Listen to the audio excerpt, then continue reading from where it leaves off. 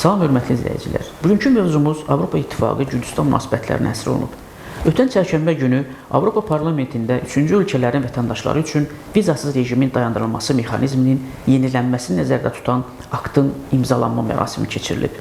Vizasız rejimin ləğvi ilə bağlı yeni qaydalar imzalanma mərasimindən 20-ci gün sonra, yəni dekabrın ortalarında qüvvəyə minəcək.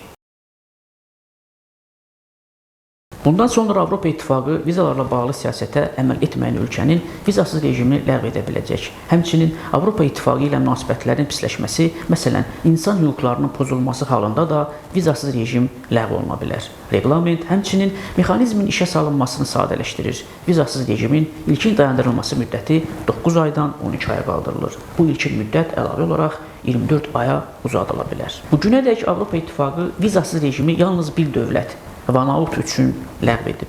Hazırda Avropa İttifaqı Gürcüstan hakimiyyətinə təzyiq göstərmək məqsədi ilə ölkənin vizasız rejiminin dayandırılmasını nəzərdən keçirir.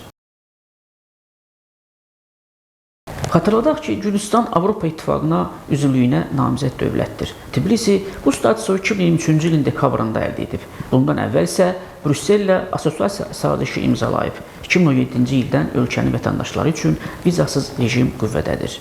Gürcüstanın inteqrasiya prosesini davam etdirməsi üçün 9 əlavə şərt irəli sürülüb. Siyasi qütbləşmənin aradan qaldırılması, azad və rəqabətli seçkilərin təmin edilməsi və s.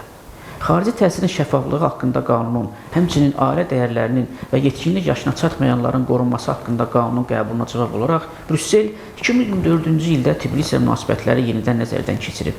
Avropa İttifaqı Gürcü Arzusu partiyasının nümayəndələri ilə yüksək səviyyəli görüşləri dayandırıb və maliyyə yardımını dondurub.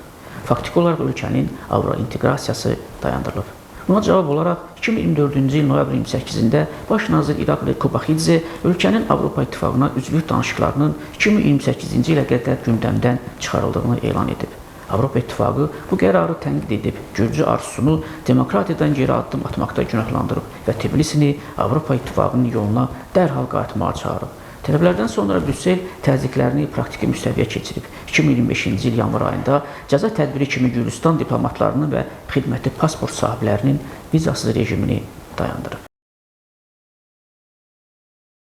Cari ilin iyulunda Avropa Komissiyası Gürcüstan Xarici İşlər Nazirinə məktub göndərərək xarici agentlər və LGBT təbliğatı ilə bağlı qanunlarının ləğvini tələb edib və adi vətəndaşlar üçün də vizasız rejimi dayandırmaqla hədələyib. Hakimiyyət bu şərtləri reallığa uyğun olmayan addım adlandırıb, lakin vizasız rejimin dayandırılacağına inanmadığını bildirib. Amma Brüssel təzyiqi gücləndirmək qərarına gəlib. Gürcüstandakı Almaniya səfiri Peter Fischer Avropa Şurasının dekabr toplantısında Avropa liderlərinin Gürcüstan üzrə genişlənmə dosyesinin bağlandığını rəsmən təsdiqləyəcəyini gözlədiyini bildirib. Onun sözlərini News Georgiastat gətirir. Hazırki şəraitdə və cari kursla Almaniya artıq genişlənmə üzərində işləmir. Avropa İttifaqında da heç kim işləmir. Böyük ehtimalla dekabrdakı Avropa Şurasında dövlətlər və hökumət başçıları bunu təsdiqləyəcəklər. Dosye Gürcü tərəfinin addımlarına görə bağlanacaq. Statın sonu.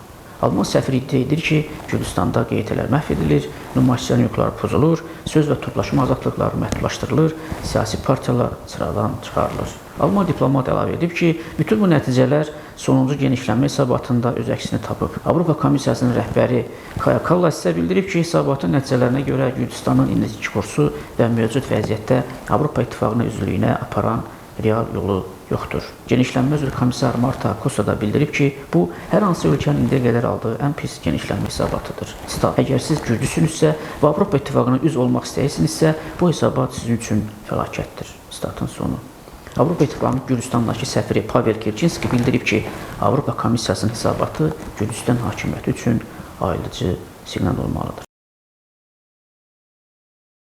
Qoca qitədən gələn tənqid və təzyiqlərə cavab olaraq Gürcüstan Xarici İşlər Naziri bəyan edib ki, Avropa Komissiyasının hesabatı Gürcüstanla bağlı əsassız negativ qiymətləndirmələrin səsləndirilməsi və siyasi manipulyasiya üçün istifadə olunur. Baş nazir İrakli Kobaxidze hətta bildirib ki, Gürcüstan heç bir Avropa inteqrasiya prosesini dayandırmayıb. Stat: xatırlatmaq istəyirəm ki, biz heç bir Avro inteqrasiya prosesini dayandırmamışıq. Avropa İttifaqı hətta sənədlə təsdiqləyib ki, onlar 2024-cü il iyunun 27-sində Gürcüstanla dialoqu dayandırıblar. Halbuki bunun üçün heç bir əsas yox idi. Bu, Gürcü xalqına qarşı çox ədalətsiz qərardır. Bundan sonra onlar həyasızcasına elə göstərdilər ki, güya prosesi dayandıran biz olmuşuq. Statın sonu. Baş nazir həm də əlavə edib ki, Tbilisi gələcəkdə Avropa bürokratiyasının Gürcü xalqına yanaşmasının dəyişəcəyinə ümid edir. O qeyd edib ki, Gürcüstanın xarici siyasət kursu və istiqaməti aydın və konstitusiyada təsbit olunub. Stat, əgər Avropa İttifaqı bürokratiyasının yanaşmaları dəyişsə, qlobal siyasi kontekst dəyişsə, bu halda biz bütün hədəflərimizə nail ola bilərik. Amma bugün biz görürük ki, qlobal kontekst göstərilən beynəlxalq məqsədlərin həyata keçirilməsinə uyğun deyil. Bəs mövcud siyasi tendensiyalara, Avropanın institusional davranışına və Gürcüstanın daxili kursuna əsaslanaraq Tbilisi-Brüssel münasibətlərində proseslərin nə ilə yekunlaşacağını proqnozlaşdıra bilərikmi? Hazırki vəziyyət göstərir ki, Tbilisi-Brüssel münasibətləri inteqrasiya yoldaşı statusundan rəqabətli, amansız və tələbkar tərəfdaşlıq mərhələsinə keçib. Bu transformasiya təkcə iki tərəf arasında siyasi gərginlik deyil, həm də Avropa İttifaqının yeni institusional davranış modelinin birbaşa nəticəsidir. Avropa İttifaqı artıq qonşuluq siyasətində yumşaq inteqrasiya yanaşmasını tədricən tərk edir və üçüncü ölkələrə münasibətdə şərtlilik, uyğunluq və dəyərlərə sadiqlik kimi anlayışları sərtləşdirir. Bu isə Gürcüstanın siyasi kursu ilə ziddiyyət təşkil edir. Avropa İttifaqı Gürcüstanı uzun müddət Avropaya inteqrasiya edən, lakin institusional olaraq zəif tərəfdaş kimi qəbul edirdi. 2004-2005-ci illərdəki proseslər isə Avropa İttifaqının bu münasibətlərdə yeni mərhələ keçdiyini göstərdi. AE artıq Gürcüstanın strateji müttəfiq yox, standartlardan yayılan risk bölgəsi kimi qiymətləndirir. Vizaların dayandırılması, vizasız rejim risk altına düşməsi və rəsmi xəbərdarlıqlar göstərir ki, Brüssel üçün Gürcüstanda qəbul edən qanunlar daxili məsələ hesab edilmir. Beləliklə, tərəflər arasında əvvəlki yumşaq diplomatiya dövrü artıq bitmiş saymaq olar. Buna görə də mövcud tendensiyalar göstərir ki, birincisi, qısa müddətli perspektivdə münasibətlər gərgin, nəzarətli və məhdud dialoq formatında davam edəcək. İkincisi, Avropa İttifaqının təzyiq mexanizmləri artacaq həm siyasi, həm maliyyə, həm də viza sahəsində. Başqa sözlə, Gürcüstan Avropa İttifaqı ilə münasibətlərində yeni geopolitik riyaziyyat mərhələsinə keçib. Burada emosiyaya yer yoxdur. Yalnız standartlar, öhdəliklər və uyğunluq. Politologların fikrincə, hazırki mərhələ Tbilisi-Brüssel xəttində sadəcə diplomatik gərginlik deyil, strateji transformasiyadır. Gürcüstanın milli maraqlarını şiddətlə qoruması Tbilisinin Avropa İttifaqının gözündə problemli tərəfdaş statusuna yüksəldi. Beləliklə, hazırki siyasi mənzərə göstərir ki, Tbilisi-Brüssel münasibətləri artıq əvvəlki inteqrasiya yoldaşlığı çərçivəsindən çıxaraq daha sərt, rəqabətli və qarşılıqlı tələblərin artdığı bir mərhələyə daxil olub. Bu gərgin fonun mühüm komponentlərindən biri Gürcüstan rəhbərliyinin ardıcıl şəkildə milli maraqları əsas prioritet kimi təqdim etməsidir. Tbilisi bildirir ki, suverenlik və daxili siyasi kursa müdaxilə qəbul edilməzdir və heç bir xarici mərkəzin təzyiqi ilə qərar dəyişdirilməyəcək və dövlətin təhlükəsizlik konsepsiyası yalnız öz milli maraqlarının çərçivəsində müəyyən olunacaq. Proqnoz baxımından yaxın perspektivdə Tbilisi-Brüssel münasibətlərinin normallaşması çətin görünür, amma Avropa İttifaqı tələblərdən geri çəkilməyəcək. Gürcüstan isə mövcud hakimiyyətin yanaşmasına əsasən siyasi kursunu öz təhlükəsizlik, sosial sabitlik prizmasından müəyyən etməyə davam edəcək. Bu qarşılıqlı etimadın zəifləməsi, dialoqun texniki səviyyəyə enməsi və münasibətlərin uzaqdan əməkdaşlıq formatına keçməsi ilə nəticələnə bilər.